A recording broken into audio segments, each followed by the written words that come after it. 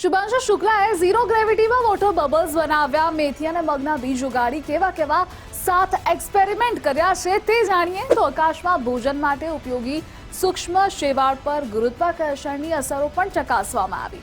આ ઉપરાંત મેથી અને મગના બીજ ઉગાડી ગગનયાન મિશનના ચાલક દળના પોષણ માટે ઉપયોગી ચીજોની અસર જોવામાં આવી. આ સાથે ભારતે એક સૌથી અનોખો પ્રયોગ કોમ્પ્યુટર સ્ક્રીનના માનવી સાથેના સંપર્કને લઈ કર્યો. ઇતિહાસમાં પહેલીવાર કોમ્પ્યુટર અને મગજ વચ્ચેના કનેક્શનની ચકાસણી કરાઈ. તો અંતરિક્ષમાં રોકાણ દરમિયાન માનવ શરીરના સ્નાયુ અને હાડકાંઓને નબળા થતા કેવી રીતે અટકાવવા તેનો અભ્યાસ કરાયો. કાર્બન અને નાઇટ્રોજનના રિસાયકલની સાથે જ ઓક્સિજનના નિર્માણનો પ્રયોગ કરાયો.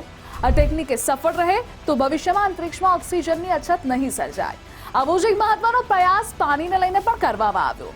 ભારતના અવકાશ યાત્રી શુભાંશુ શુક્લાએ ઝીરો ગ્રેવિટીમાં વોટર બબલ્સ પ્રયોગ કર્યા. બાદમાં કહ્યું કે ઝીરો ગ્રેવિટીમાં ભૌતિક શાસ્ત્રના સિદ્ધાંતો જ બદલાય છે.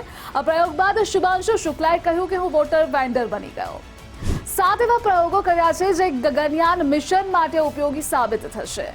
આવી જ અપડેટ્સ માટે આપ જોતા રહો ગુજરાત ફર્સ્ટ.